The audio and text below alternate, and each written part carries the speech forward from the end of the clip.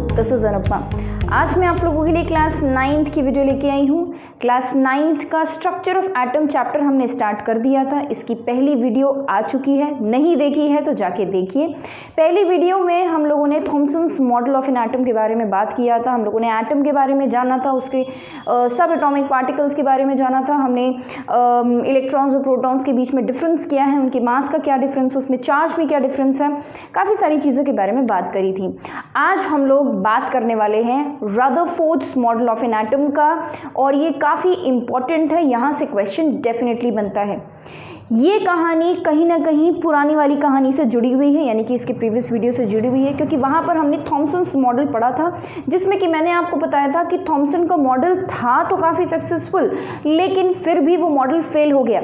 वो model fail क्यों हुआ था, इसके बारे में हम इस वीडियो में बात करेंगे। तो सबसे पहले रदरफोर्ड के एक्सपेरिमेंट के बारे में हम बात करेंगे, इससे पहले कि हम उनके मॉडल के बारे में बात करें। So without wasting any time, let us start the video and make sure that you watch the video till the end and hit the like button if you like my effort. Also subscribe to the channel if you haven't done it yet. So let us start. आज का हमारा topic होगा पहला, वो है हमारा Rutherford's alpha ray scattering experiment. तो मैं अभी यहाँ पर अल्फा रे स्कैटरिंग एक्सपेरिमेंट ही लिख दे रही हूँ, alpha ray scattering experiment, right. ये हमारा आज का टॉपिक होगा पहला। तो रदरफोर्ड का मॉडल जो है, रदरफोर्ड ने अपने मॉडल, अपना जो एटम का मॉडल दिया था, वो काफ़ी हद तक इस एक्सपेरिमेंट के रिजल्ट पे बेस्ड था।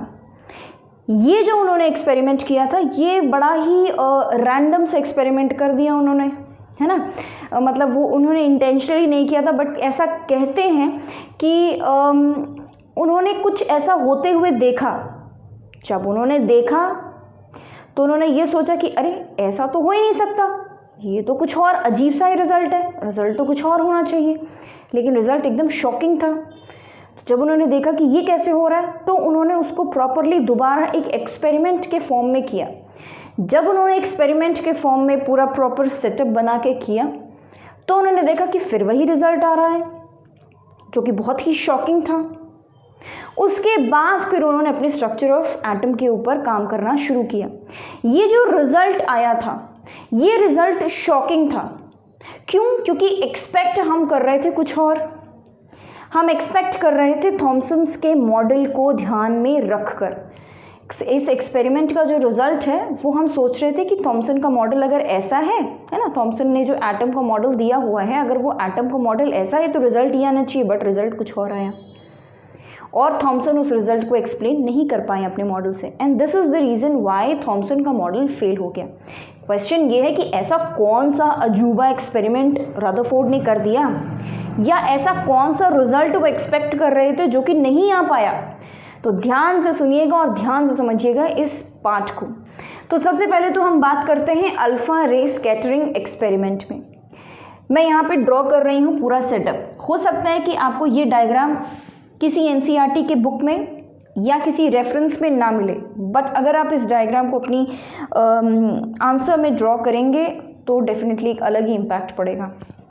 तो देखो, सबसे पहली बात तो इस एक्सपेरिमेंट ने किसने किया था, ये रदरफोर्ड ने किया था, रदरफोर्ड, ठीक है, रदरफोर्ड का एक्सपेरिमेंट था।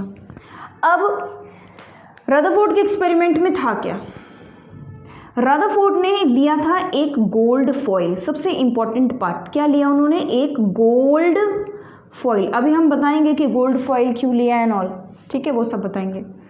यहाँ पर उन्होंने एक लिया है सोर्स ऑफ लाइट, ठीक है, ये क्या है, सोर्स ऑफ लाइट। यहाँ से लाइट निकलेगी, या ये कह लीजिए कि लाइट की रेज निकलेगी। ये कैसी रेज निकलेंगी, यहाँ पर ये जो रेज निकलेंगी, ये कैसी रेज है, ये अल्फा रेज है, ठीक है, ऊपर लिखते हैं, ठीक है, कैसी रेज है ये अल्फा रेज है, ठीक है। यहाँ पर उन्होंने एक लगाया हुआ है स्प्लिट, ठीक है, इसको हम क्या बुलाते हैं, स्प्लिट बुलाते हैं। किसी किसी डायग्राम पे आपको दिखे, हो सकता है किसी किसी में ना भी दिखे। इसके पीछे इन्होंने लगा दिया है एक फ्लोरोसेंट शीट, या ये कह लीजिए फ्लोरोसेंट स्क्रीन, ठीक है। तो यहाँ लग गया है एक फ्लोरोसेंट स्क्रीन, ये फ्लोरोसेंट स्क्रीन जिंक सल्फाइड की बनी होती है, ठीक है, ZnS जिंक सल्फाइड इसकी बनी होती है। तो एक शीट लगा ले। ये जो है ये पूरा सेटअप है रदरफोर्ड के एक्सपेरिमेंट का, अल्फा रे स्कैटरिंग एक्सपेरिमेंट का, ठीक है, इसको ड्रॉ कर लीजिए, फिर आगे बात करते हैं। इस एक्सपेरिमेंट को हम अल्फा रे स्कैटरिंग कहते हैं ऑब्वियसली, बिकॉज यहाँ पे अल्फा रेज का यूज़ किया जा रहा है। इसको एक और नाम से जानते हैं, गोल्ड फॉइल एक्सपेरिमेंट के नाम से भी जानते हैं, ठीक है। गोल्ड फॉइल ऑब्वियस है because of this gold foil. Question ये है कि ये है क्या, इनका काम क्या क्या है। देखो ये है आपका सोर्स ऑफ लाइट, ये लेड का बना होता है, ठीक है, ये जो बॉक्स है ये लेड का बना होता है। लेड आपका एक एलिमेंट होता है ना, पीबी लेड है ना, उसका बना हुआ है। तो ये एक लेड से बना हुआ एक सोर्स ऑफ लाइट है। इस सोर्स ऑफ लाइट से लाइट रेज निकल रही हैं। ये कैसी रेज हैं, अल्फा रेज है। अगर हम अल्फा रेज के बारे में बात करें तो अल्फा रेज कैसी रेज होती हैं, ये हीलियम की रेज होती हैं, ठीक है, हीलियम की बनी होती है, जिनका मास होता है 4u। ऑब्वियसली हीलियम का मास कितना होता है, 4u, है ना, क्या मास होता है ये, 4u। और ये काफ़ी फास्ट मूविंग रेज है, ठीक है, काफ़ी फास्ट मूविंग रेज है, ठीक है। ये डबली चार्ज होता है, यानी कि इस पे +2 का चार्ज होता है हीलियम पर, और इसका 4u जो है मास होता है। तो अल्फा रेज के बारे में इतनी बातें आपको पता होनी चाहिए। हीलियम की बनी हुई रेज है जिसका मास है 4u, यानी कि 4 ग्राम्स, u मतलब कि AMU, है ना, और ये काफ़ी तेज़ चलने वाली रेज है। अच्छा, ये जो गोल्ड फॉइल है, अगर हम गोल्ड फॉइल के बारे में बात करें तो देखो जो गोल्ड फॉइल हमने लिया है, हमने गोल्ड फॉइल क्यों लिया है, क्योंकि हमें एक बहुत ही पतली, मतलब कितना पतला आप बना सकते हैं फॉइल, उतना पतला फॉइल चाहिए था। और जितने मेटल्स को हम जानते हैं उन मेटल्स में गोल्ड काफ़ी मैलिएबल है, ठीक है, मैलिएबल मतलब which can be beaten into thin sheet. तो हम गोल्ड के बहुत पतले फॉइल बना सकते हैं। तो यहाँ पर गोल्ड फॉइल इतना पतला है कि ये 1000 एटम्स थिक होता है, ठीक है, कितना मोटा है ये, कि इसकी एक लेयर में उसकी जो थिकनेस उसमें कितने एटम्स है, 1000 एटम है, इससे ज़्यादा कम का हम नहीं बना सकते थे। तो ये मिनिमम जितना पतला इसको बनाना पॉसिबल था, इतना पतला हम लोगों ने गोल्ड फॉइल यहाँ पर लिया, बताओ रदरफोर्ड ने ऑब्वियसली, ठीक है, इतनी बातें। अब हुआ क्या, अब हुआ ये कि रदरफोर्ड ने इस गोल्ड के फॉइल पर अल्फा रेस को स्कैटर कराया, अल्फा रेस को मतलब पास कराया, ठीक है। जब ये पास हुई रेस, ठीक है, अब ऑब्वियसली भाई ये रेस जब पास हुई तो यहाँ पे क्या है, ये एटम से बना हुआ है ना भाई, ये गोल्ड फॉइल किससे बना होगा, एटम से बना होगा, राइट, ऑल राइट।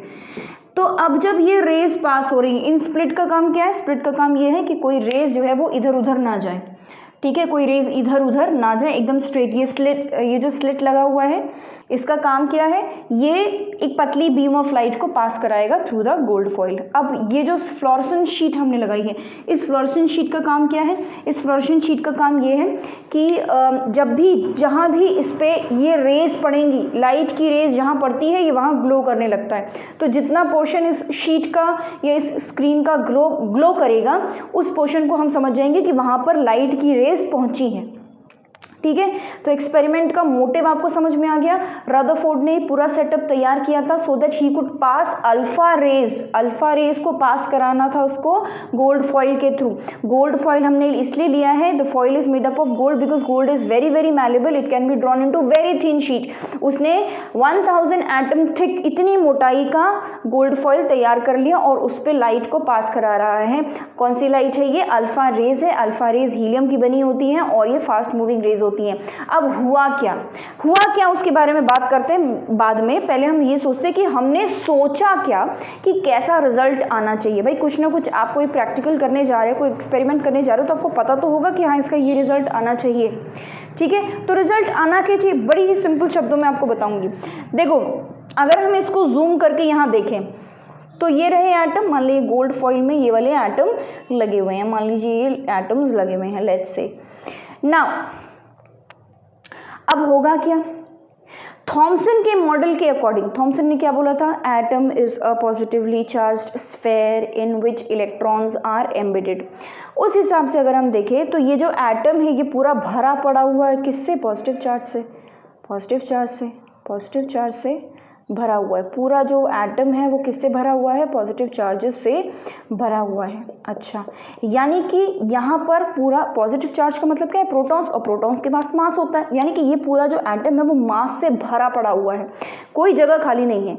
अब मान लो कि अगर यहाँ से हम अल्फा रेस पास कराते हुए हैं, मान लो ये एक रेज है, ठीक है, अगर ये रे पास कराते भी हैं हम लोग अल्फा रे की, तो भाई ये जाएगी, टकराएगी और मुड़ जाएगी, जाएगी, टकराएगी, मुड़ जाएगी, जाएगी, टकराएगी, मुड़, मतलब कि जितनी भी रेज आप यहाँ पर पास कराएंगे वो सारी की सारी रेज जाएंगी, टकराएंगी और मुड़ जाएंगी, किसी न किसी एंगल पे डिफ्लेक्ट हो जाएंगी।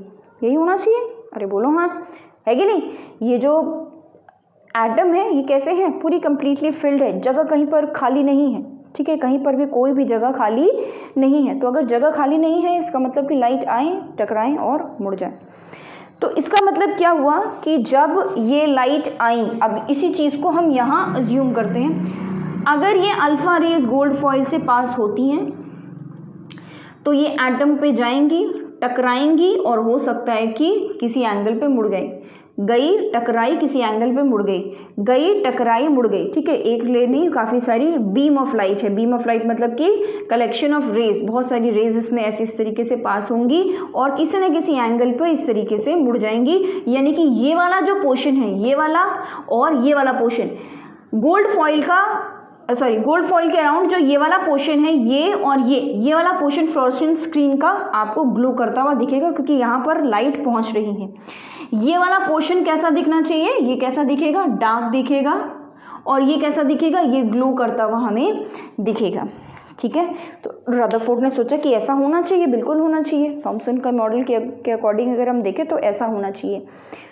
पर जब उन्होंने इस एक्सपेरिमेंट को किया तो बड़ा ही डिफरेंट सा रिजल्ट आया, और इस रिजल्ट को देख के वो एकदम शॉक हो गए, और वो शॉक हुए इस तरह से कि वो अपना पूरा सारा सामान वामान लेके पहुंचे थॉमसन के पास। उन्होंने बोला कि भाई ये रिजल्ट तो कुछ और आ रहा है, ज़रा समझाओ कि ये कैसे रिजल्ट आ रहा है।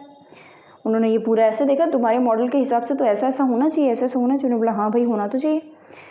थॉमसन रदरफोर्ड के एक्सपेरिमेंट के रिजल्ट को एक्सप्लेन नहीं कर पाए, बहुत सोचा नहीं कर पाए। तो रदरफोर्ड ने सोचा कि अब अगर थॉमसन नहीं कर पा रहे हैं तो हम करेंगे, फिर हम पता लगाते हैं। उन्होंने रिजल्ट क्या देखा, उन्होंने सोचा तो था कि ये आएगा, लेकिन रिजल्ट ऐसा कौन सा रिजल्ट आ गया। तो उन्होंने ये देखा कि जिस पोर्शन पे हम सोच रहे थे, जो पोर्शन हम सोच रहे थे कि सबसे ज़्यादा डार्क होगा, वो पोर्शन सबसे ज़्यादा ब्राइट था, मतलब कि वो पार्ट सबसे ज़्यादा ग्लो कर रहा था। और जहाँ पर हमने सोचा कि पोर्शन ग्लो करेगा, ये वाला स्क्रीन का पोर्शन क्या करेगा, ग्लो करेगा, वो वाला पोर्शन हम देख रहे हैं कि कम ग्लो कर रहा है। ये नहीं कह रहे कि डार्क है एकदम, लाइट पहुंच ही नहीं रही है, लेकिन कम ग्लो कर रहा है, ठीक है। हमने क्या सोचा था कि यहाँ डार्क होना चाहिए, यहाँ ग्लो करना चाहिए एकदम अच्छे से। उल्टा हुआ क्या कि यहाँ पर एकदम ब्राइट है, बहुत अच्छे से ग्लो कर रहा है, और यहाँ पे हल्का हल्का हल्का हल्का ग्लो है। इसका मतलब ये हुआ कि जो अल्फा रेज हमने पास कराई गोल्ड फॉइल के थ्रू, वो अल्फा रेज कुछ हद तक रिफ्लेक्ट हो गई, और कुछ रेज ऐसी थी जो कि एज इट इज पास हो गई, ठीक है। उन्होंने क्या देखा कि ये वाला पोर्शन, इतना पोर्शन बहुत ज़्यादा ब्राइट है। इसका मतलब अगर ये पोर्शन ब्राइट है, इसका मतलब कि मैक्सिमम अमाउंट ऑफ रेज जो है वो एज इट इज़ बिना किसी चीज़ से टकराए पास हो गई, ठीक है। क्या हो गई, बिना किसी चीज़ से टकराए वो पास हो गई। इसका क्या मतलब निकला, इसका मतलब क्लियरली यही निकला कि जो एटम है, अगर उसके थ्रू हम लाइट की रेज पास करा रहे हैं तो लाइट की काफ़ी हद तक रेज, कितनी हद तक, 98% रेज, ये जो जितने भी हमने रेज पास कराई हैं उसका 98% रेज एज इट इज़ पास हो गई, किसी चीज़ से टकराई ही नहीं, बिना किसी चीज़ से टकराए आर पार हो गई। और आर पार होने का मतलब क्या हुआ कि उतनी जगह पर कोई था ही नहीं, यानी कि वो जगह कैसी थी, खाली थी। कैसी थी, खाली थी। तो मान लीजिएगा अगर ये एटम है तो जितनी मैक्सिमम 98% रेज ऐसी थी जो कि एज इट इज़ बिना किसी चीज़ से टकराए पास हो गई, यानी कि एटम के बीच में काफ़ी सारा पार्ट जो है वो खाली है, कुछ करीब 2% ऐसी रेस थी जो कि गई किसी चीज़ से टकराई और मुड़ गई, गई किसी चीज़ से टकराई और मुड़ गई, गई टकराई मुड़ गई, गई टकराई और मुड़ गई। फिर उनमें ये कहा कि बहुत मतलब कि ये समझ लीजिए ना के बराबर कुछ ऐसी रेज ऐसी थी जो कि जा रही थी, टकरा रही थी और अपने ही रास्ते वापस हो गई, गई टकराई और उसी रास्ते वापस हो गई। ठीक है, तो उन्होंने 3 तरह की ऑब्जर्वेशंस निकाली। उन्होंने ये कहा कि जितनी रेज हम भेज रहे हैं उसमें से 98% alpha rays as it is pass हो गई एटम के थ्रू, गोल्ड फॉइल के थ्रू, बिना किसी चीज से टकराए। Just give me 1 minute. Alright, so we are back now.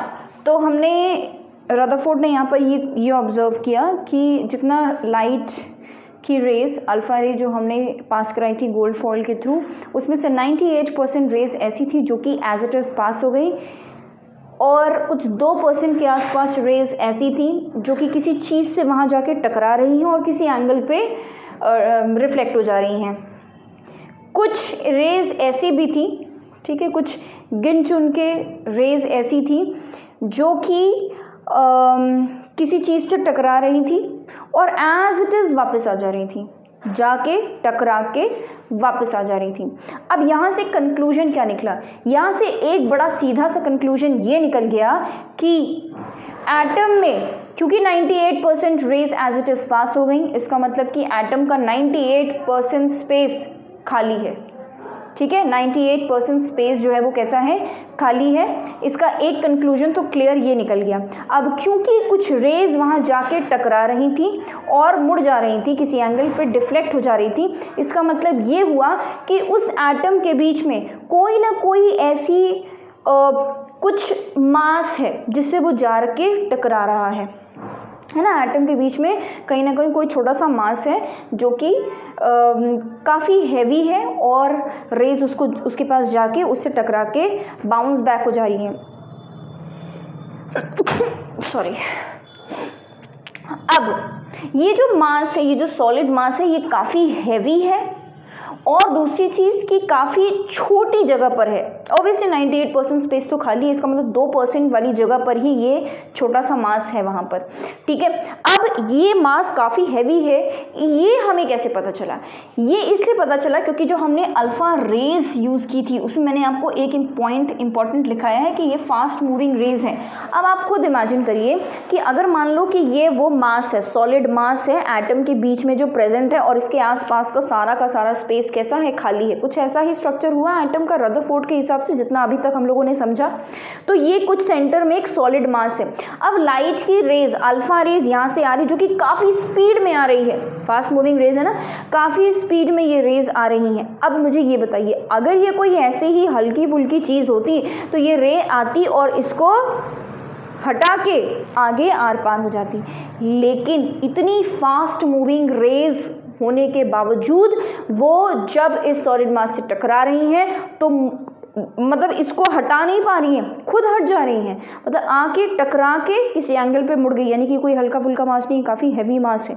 ठीक है, ये जो बीच में एटम के बीच में जो मास है वो कैसा है? काफ़ी हैवी है, लेकिन बहुत ज़रा सा स्पेस ऑक्यूपाई कर रहा है इन द एटम। तो ये कुछ रिजल्ट हो गए। रिजल्ट आपको पता होना चाहिए कि क्या क्या रदरफोर्ड के रिजल्ट थे। तो इसमें ऑब्जर्वेशंस, पहली चीज ऑब्जर्वेशन क्या हुआ? 98% of the rays passed as it is through the gold foil without getting deflected. उसके बाद फिर दूसरा observation, some of the rays got deflected by some angles, और उसके बाद फिर some of the rays got bounced back after getting striked by a solid mass. ठीक है, ये हो गया हमारा ऑब्जर्वेशन। ये वो चीज़ें जो हमने ऑब्जर्व की, मतलब रदरफोर्ड ने। और रिजल्ट क्या निकला? रिजल्ट ये निकला कि 98% of the space inside the atom is empty and there is a solid mass inside the centre of the atom.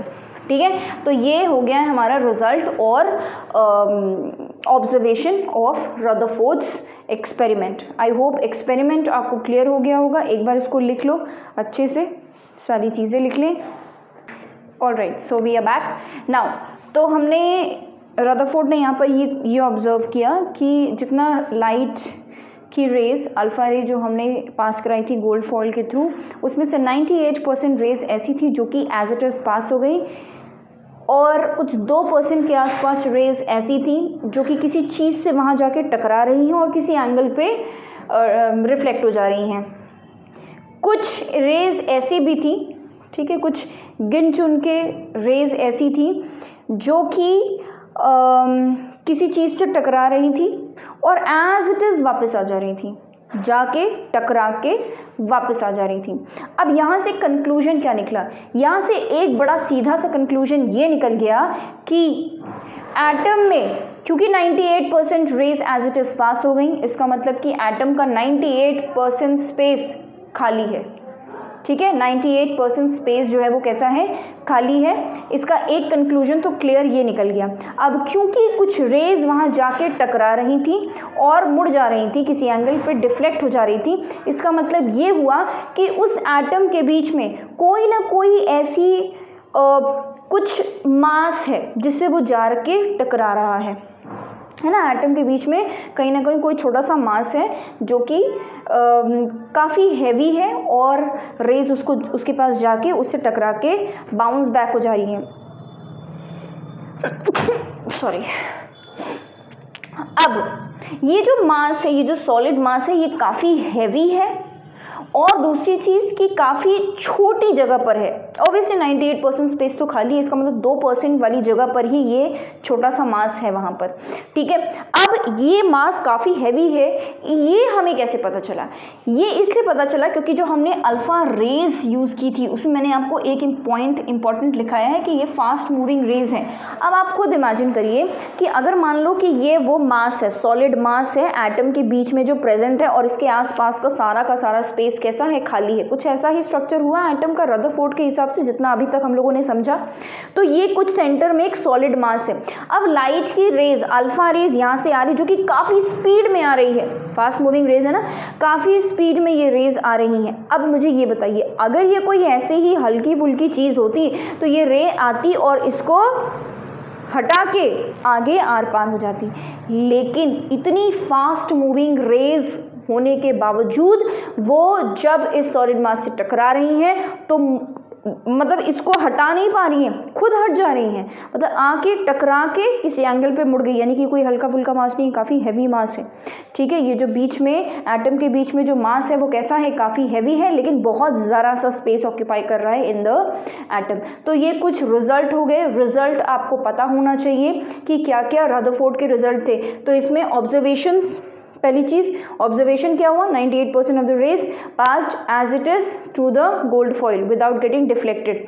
उसके बाद फिर दूसरा observation, some of the rays got deflected by some angles, और उसके बाद फिर some of the rays got bounced back after getting striked by a solid mass, ठीक है। ये हो गया हमारा ऑब्जर्वेशन, ये वो चीज़ें जो हमने ऑब्जर्व की, मतलब रदरफोर्ड ने। और रिजल्ट क्या निकला? रिजल्ट ये निकला कि 98% of the space inside the atom is empty and there is a solid mass inside the centre of the atom, ठीक है। तो ये हो गया हमारा रिजल्ट और observation of Rutherford's experiment. I hope experiment आपको क्लियर हो गया होगा। एक बार इसको लिख लो अच्छे से, सारी चीज़ें लिख लें। ऑलराइट, सो ये मैंने यहाँ पर ऑब्जर्वेशन और रिजल्ट लिख दिया है रदरफोर्ड के एक्सपेरिमेंट का। ऑब्जर्वेशन में obviously 98% of the alpha rays pass through the gold foil without getting deflected. Some of the alpha rays got deflected by some angles and some of the alpha rays got struck back or bounced back after striking a heavy mass. अब इसमें से result क्या निकला इस experiment का कि 98% of the space inside the atom is empty, पहला important conclusion. दूसरा क्या कि 2% of the space of the atom is occupied by a solid मास, और रदरफोर्ड ने उस सॉलिड मास का नाम क्या दिया है? न्यूक्लियस। आप देख रहे हो न्यूक्लियस, पहली बार न्यूक्लियस नाम रदरफोर्ड ने दिया था, ठीक है। एटम में न्यूक्लियस के प्रेजेंस की बात सबसे पहले रदरफोर्ड ने किया था। रदरफोर्ड की बहुत बड़ी डिस्कवरी थी, न्यूक्लियस की discovery was the most important discovery given by Rutherford, ठीक है। तो अब बात करते हैं रदरफोर्ड के एटॉमिक मॉडल की। आप तब तक लिख लें इसको। ओके, तो फाइनली हमारा मॉडल आ गया है रदरफोर्ड का मॉडल। रदरफोर्ड्स एटॉमिक मॉडल, ठीक है, रदरफोर्ड्स एटॉमिक मॉडल। रदरफोर्ड ने अब भाई इतना बड़ा एक्सपेरिमेंट किया है तो ऑब्वियसली अपना मॉडल भी देंगे वो, है ना। थॉमसन का मॉडल फेल हो गया क्योंकि इनके रिजल्ट को एक्सप्लेन नहीं कर पाए थे। तो बात करते हैं रदरफोर्ड के एटॉमिक मॉडल की। अब देखो रदरफोर्ड का एटॉमिक मॉडल जो है वो रेवोल्यूशनरी मॉडल था, क्योंकि काफ़ी इसके आगे के जो मॉडल्स बने, ऑल्दो ये भी फेल हो गया किसी वजह से जो मैं आपको बताऊंगी इसी वीडियो में, बट इसके आगे जो मॉडल्स बने उन मॉडल्स का बेस कहीं ना कहीं रदरफोर्ड का मॉडल ही था, ठीक है। तो अब देखो कुछ पॉइंट्स जो रदरफोर्ड के मॉडल के बारे में आपको पता होना चाहिए। सबसे पहली बात तो एटम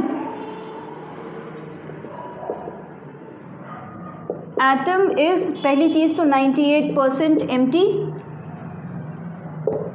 ठीक है। It has a solid mass, it has a solid mass in the center called nucleus, ठीक है।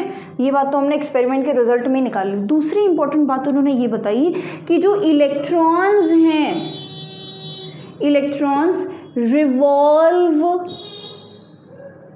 अराउंड द न्यूक्लियस, ठीक है। ये एक इम्पॉर्टेंट बात इन्होंने बता दी, और वो क्या बताई कि इलेक्ट्रॉन्स जो है वो न्यूक्लियस के अराउंड रिवॉल्व करते हैं, ठीक है। न्यूक्लियस के आसपास इलेक्ट्रॉन्स कंटिन्यूसली चक्कर काट रहे हैं। ये एक बहुत इंपॉर्टेंट पॉइंट बताया था, क्योंकि इससे पहले जो थॉमसन का मॉडल हमने पढ़ा था उसमें हमने ये देखा कि इलेक्ट्रॉन मोबाइल नहीं है, मतलब इलेक्ट्रॉन मूव नहीं कर रहे हैं, वो स्टेशनरी है, रुका हुआ है। लेकिन यहाँ पे उन्होंने ये बोला कि भाई ऐसा है कि न्यूक्लियस के आसपास इलेक्ट्रॉन को चक्कर लगाना ही पड़ेगा, क्योंकि अगर इलेक्ट्रॉन चक्कर नहीं लगाएगा तो एटम एग्जिस्ट नहीं कर पाएगा। इसके पीछे का रीजन भी मैं अभी आपको 2 मिनट में बताऊंगी, ठीक है। तो electron revolve around the nucleus, ये उनका दूसरा पॉइंट इंपॉर्टेंट। तीसरा पॉइंट कि protons are present inside the nucleus, ठीक है। प्रोटॉन्स कहाँ प्रेजेंट है? न्यूक्लियस के अंदर, और obviously number of electrons is always equal to number of protons. अब मैं आपको सही बात बताऊं तो रदरफोर्ड की किसी बुक में या कहीं पर भी बहुत प्रिसाइजली उनका एटम दिखता कैसा था ये लोग नहीं बताते हैं। आई डोंट नो, शायद इन्होंने नहीं बताया था, इन्होंने खाली थ्योरी दी थी और कोई मॉडल नहीं बना के बताया था, इसलिए कई सारे मॉडल इनके रिस्पेक्ट में देखे जाते हैं। एक मॉडल जो मैं आपको बता रही हूँ वो ये है कि मान लीजिए ये अगर न्यूक्लियस है, न्यूक्लियस के अंदर कौन होगा? प्रोटॉन्स होगा, ठीक है। इसके पीछे भी लॉजिक है, ऐसे ही नहीं बता दिया कि प्रोटॉन न्यूक्लियस के अंदर ही होगा, इसके पीछे भी एक लॉजिक है। एक मॉडल तो कुछ ऐसे है कि मतलब इस तरीके से इलेक्ट्रॉन्स जो है वो रिवॉल्व कर रहे हैं, ये ऐसे, ठीक है। कई किताबों में इस तरीके का मॉडल रदरफोर्ड का बताया जाता है। यहाँ पर एक इलेक्ट्रॉन है, यहाँ मान लीजिए एक इलेक्ट्रॉन है, एक इलेक्ट्रॉन यहाँ पर है। एक मॉडल ऐसा भी बताया जाता है कि ये रहा न्यूक्लियस और इसके आसपास इस तरीके से इलेक्ट्रॉन्स जो है वो रिवॉल्व कर रहे हैं, ठीक है। बड़ी सारे मॉडल अलग अलग बताए गए हैं रदरफोर्ड के, बट थ्योरी मेन यही है उनकी, ठीक है। अब देखिए उन्होंने ये क्यों बोला कि प्रोटॉन को न्यूक्लियस के अंदर ही होना चाहिए, क्योंकि हमने अभी चैप्टर के स्टार्टिंग में ही बात करी थी कि प्रोटॉन ही है जिसके पास मास है, ठीक है, जिसके पास क्या है? मास है। और रदरफोर्ड के एक्सपेरिमेंट में अभी अभी हमने ये पता लगाया कि एटम का सारा मास कहाँ होगा? न्यूक्लियस के अंदर, ठीक है, न्यूक्लियस के अंदर। इनफैक्ट इस पॉइंट को, ये जो अभी मैंने बात बोली है, इसको आप यहाँ मेंशन भी कर सकते हैं कि all the mass of an atom, ये तो हो गया ना, रिजल्ट में ये बात हम लिख चुके हैं, तो इसमें इनफैक्ट इसकी जगह पर आप ये लिखे तो ज़्यादा बेहतर होगा कि all the mass of the atom, all the mass of atom is in the nucleus, is in the nucleus। Nucleus में ही सारा का सारा एटम का एक्यूमुलेटेड है मास, ठीक है, is accumulated inside the nucleus, ठीक है। न्यूक्लियस के अंदर सारा का सारा मास एक्यूमुलेटेड है। तो हम प्रोटॉन्स की बात कर रहे थे, तो देखो प्रोटॉन में सारा मास किस में होता है? प्रोटॉन में। इलेक्ट्रॉन्स और प्रोटॉन्स से अगर एटम बना है तो इलेक्ट्रॉन में तो मास होता ही नहीं है, उसको न्यूक्लियस में रहने की ज़रूरत नहीं है, ठीक है, इसलिए वो न्यूक्लियस के बाहर है। मास कहाँ होता है? प्रोटॉन में, और प्रोटॉन को कहाँ होना चाहिए? न्यूक्लियस के अंदर, तभी तो सारा का सारा मास न्यूक्लियस के अंदर जाएगा। ठीक है, and this is the reason why Rutherford ने ये कहा कि protons are present inside the nucleus. ठीक है, अब जरा मेरी बात समझो, उन्होंने ये बात क्यों कही कि इलेक्ट्रॉन्स रिवॉल्व अराउंड, ये क्यों नहीं कहा कि रुका हुआ है इलेक्ट्रॉन? उन्होंने ये कहा कि इलेक्ट्रॉन को रिवॉल्व करते ही रहना पड़ेगा, अदरवाइज एटम एग्जिस्ट नहीं करेगा। क्यों? ये है न्यूक्लियस जिसके अंदर है प्रोटॉन। ठीक है, न्यूक्लियस कैसा होता है? Positively charge. पॉजिटिवली चार्ज क्यों है न्यूक्लियस? क्योंकि उसके अंदर protons which are positively charge. Now अब उन्होंने ये बोला कि इलेक्ट्रॉन्स जो है वो इसके आसपास रिवॉल्व करना चाहिए। ठीक है, इलेक्ट्रॉन गैस क्या है? न्यूक्लियस के आसपास रिवॉल्व करना चाहिए। क्यों न्यूक्लियस के आसपास रिवॉल्व करना चाहिए? इसलिए क्योंकि न्यूक्लियस के अंदर भरा पड़ा हुआ है प्रोटॉन। ठीक है, हो सकता है 2 हो, 5 हो, 6 हो, 10 हो, 12 हो, 50 हो, कितने भी हो सकते हैं ना, डिपेंडिंग ऑन कि एटम किसका है, कौन से एलिमेंट का है। तो न्यूक्लियस के अंदर इलेक्ट्रॉन्स जो है वो पड़े हुए हैं, यानी कि न्यूक्लियस काफ़ी ज़्यादा पॉजिटिव चार्ज कैरी कर रहा है और उसके आसपास इलेक्ट्रॉन घूम रहे हैं। अब आप इमेजिन करिए कि अगर इलेक्ट्रॉन घूम नहीं रहा होता, अगर इलेक्ट्रॉन चक्कर नहीं लगा रहा होता, तो एटम कोलैप्स हो जाता। क्यों? क्योंकि जहां जिस पॉइंट पे इलेक्ट्रॉन रुका, ठीक है, जिस पॉइंट पे जैसे ही इलेक्ट्रॉन रुका न्यूक्लियस उसको खींच लेगा। जैसे ही जिस पॉइंट पर इलेक्ट्रॉन रुका न्यूक्लियस उसको खींच लेगा। क्यों? क्योंकि न्यूक्लियस के पास सारा का सारा मास है, उसके पास पॉजिटिव चार्ज से भरा पड़ा हुआ है और इलेक्ट्रॉन ना के बराबर जिसका मास है, तो वो तुरंत न्यूक्लियस के अंदर चला जाएगा और एटम कोलैप्स हो जाएगा। And this is the reason why Rutherford ने यह कहा कि इलेक्ट्रॉन को तो रिवॉल्व करना ही करना है, अगर वो रिवॉल्व नहीं करेगा तो फिर एटम एग्जिस्ट नहीं कर सकता। तो ये था हमारा रदरफोर्ड का मॉडल। ठीक है, रदरफोर्ड का मॉडल क्या कहता है? रदरफोर्ड का मॉडल, क्योंकि एटम का सारा मास न्यूक्लियस के अंदर है, 98% स्पेस खाली है, इलेक्ट्रॉन रिवॉल्व कर रहे हैं न्यूक्लियस के आसपास और प्रोटॉन्स प्रेजेंट है inside the nucleus. Number of electron is always equal to number of protons and that is why atom is neutral. ठीक है, अब बात करते हैं इसके लिमिटेशन की, जो कि इंपॉर्टेंट है ऑब्वियसली। इससे ज़्यादा तो स्ट्रक्चर ऑफ एटम नहीं पूछा जाता रदरफोर्ड का इतना, इससे ज़्यादा इसका लिमिटेशन पूछा जाता है। इसको लिख लीजिए, फिर लिमिटेशन की बात करें। लिमिटेशन की बात अगर हम करें तो limitation of Rutherford's model, Rutherford's model of atom. ठीक है, बड़ा ही सिंपल सा लिमिटेशन है इसका। ठीक है, देखिए रदरफोर्ड ने क्या बोला? इलेक्ट्रॉन जो है वो रिवॉल्व करता रहेगा न्यूक्लियस के आसपास। बड़ा बढ़िया, एकदम बड़ा ही इफेक्टिव, काफ़ी अच्छा खासा मॉडल एक्सपेरिमेंट करके उन्होंने स्ट्रक्चर ऑफ एटम निकाला। काफ़ी लोग इम्प्रेस हुए थे इस चीज़ से, काफ़ी इफेक्टिव था, इम्पैक्टफुल था इनका ये मॉडल। बट रदरफोर्ड के मॉडल से कई समय पहले, ठीक है, बहुत समय पहले एक फिजिसिस्ट थे जिनका नाम था मैक्सवेल। ना मैक्सवेल ने बहुत समय पहले एक बड़ी ही बेहतरीन थ्योरी दी थी। वो थ्योरी क्या थी?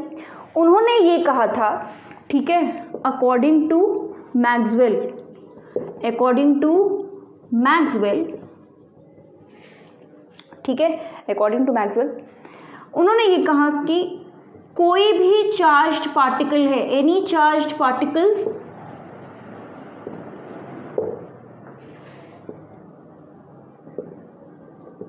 Moving around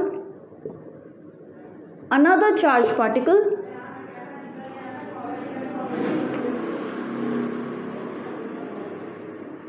will accelerate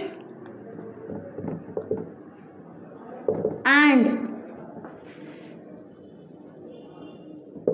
radiate energy. Hence, a time will come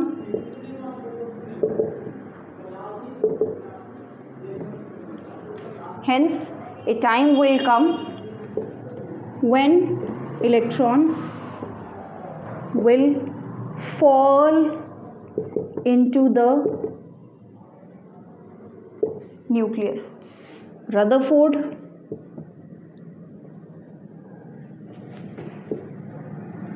cannot explain the stability ठीक है, यही है main limitation, the stability of an atom. ठीक है, अब देखो बात यह है कि रदरफोर्ड का मॉडल जो है वो सोलर सिस्टम से कंपेयर किया जाता है। जिस तरीके से सोलर सिस्टम में सन सेंटर में होता है, वैसे ही एटम में न्यूक्लियस सेंटर में है। अब सन के आसपास सन के आसपास प्लैनेट्स जो है वो रिवॉल्व कर रहे हैं। ठीक है, और ठीक इसी तरीके से न्यूक्लियस के आसपास इलेक्ट्रॉन्स रिवॉल्व कर रहे हैं। सोलर सिस्टम में कभी भी कोई भी प्लैनेट सन के अंदर नहीं आ पाता। ठीक है, कभी ऐसा होता है कि चला गया सन के अंदर, कोलैप्स हो गया, नहीं, ऐसा नहीं होता।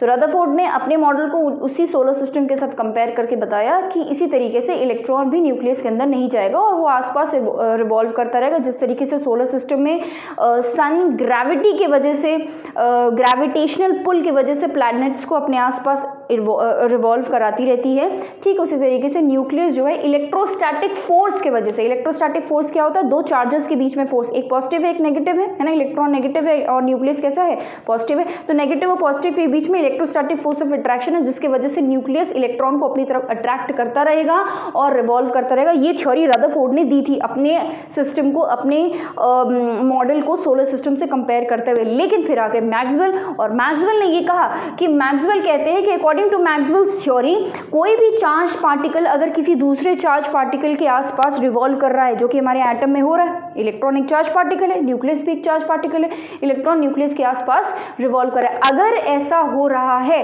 तो जो चार्ज पार्टिकल है जो रिवॉल्व कर रहा है वो कैसा हो जाएगा, वो एक्सेलरेट करेगा। ठीक है, वो क्या कर रहा है, एक्सेलरेट करेगा। ये कोई नई बात बता दी मैंने? नहीं, आपको पता है कि कोई भी बॉडी अगर सर्कुलर मोशन में मूव कर रही है तो वो क्या करेगी, एक्सेलरेट करेगी। ऑब्वियसली एक्सेलरेशन में भले स्पीड नॉर्मल है, स्पीड यूनिफॉर्म है, लेकिन वेलोसिटी चेंज हो रही है। क्यों? क्योंकि डायरेक्शन चेंज हो रहा है। हर मोमेंट पे आपका, अगर आप सर्कुलर मोशन में घूम रहे हैं तो आपको जाना स्ट्रेट था लेकिन आप मुड़ गए, फिर इधर जाना था लेकिन आप मुड़ गए, तभी तो आप सर्कुलर मोशन में घूम पाएंगे। तो एवरी फ्रैक्शन ऑफ सेकंड में आपकी डायरेक्शन चेंज हो रही है and that is why acceleration हो रहा है। वेलोसिटी में change, and change in velocity is called accelerate. ये तो होता है ना, rate of change of velocity क्या होता है, एक्सेलरेशन। तो जहां वेलोसिटी चेंज हो रही है वहां पर एक्सेलरेशन होगा। तो पार्टिकल जो है वो एक्सेलरेट कर रहा है, सर्कुलर मोशन में है तो वो एक्सेलरेट कर रहा है फॉर श्योर। अब इलेक्ट्रॉन अगर मूव कर रहा है, एक्सेलरेट कर रहा है, तो डेफिनेटली उसकी एनर्जी लूज होगी, एनर्जी लूज करने लगेगा धीरे धीरे इलेक्ट्रॉन। ठीक है, एनर्जी क्या करने लगेगा, लूज करने लगेगा। ऑब्वियसली वो एक्सेलरेट कर रहा है, काम कर रहा है, मूव कर रहा है, तो कुछ ना कुछ एनर्जी खर्च होगी। तो यहाँ पे लूज करने के लिए कौन सा वर्ड यूज किया गया है, रेडिएट करेगा, मतलब कि एनर्जी को एमिट करेगा, बाहर निकालेगा, रेडिएट कर रहा है एनर्जी को।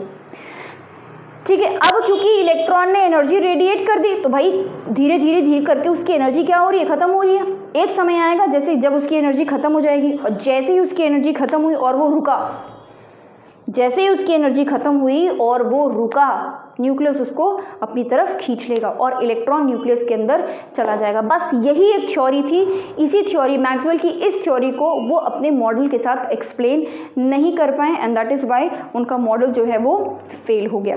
ठीक है, तो limitation is very very important. आपको याद रखना कि मैक्सवेल की वजह से ये फेल हुआ था। मैक्सवेल ने ये कहा कि अगर कोई चार्ज पार्टिकल है, रिवॉल्व कर रहा है दूसरे चार्ज पार्टिकल के आसपास, एक्सेलरेट करेगा, एनर्जी लूज करेगा, फिर एक पॉइंट ऐसा आएगा जब उसकी एनर्जी खत्म हो जाएगी, वो रुक जाएगा। जैसे ही इलेक्ट्रॉन रुका, न्यूक्लियस ने उसको पुल कर लिया है और जैसे ही इलेक्ट्रॉन न्यूक्लियस के अंदर गया, एटम कोलैप्स हो गया। बट ऐसा नहीं होता। हम जानते हैं कि एटम एग्जिस्ट करता है, एटम की स्टेबिलिटी है, एटम कोलैप्स नहीं होता।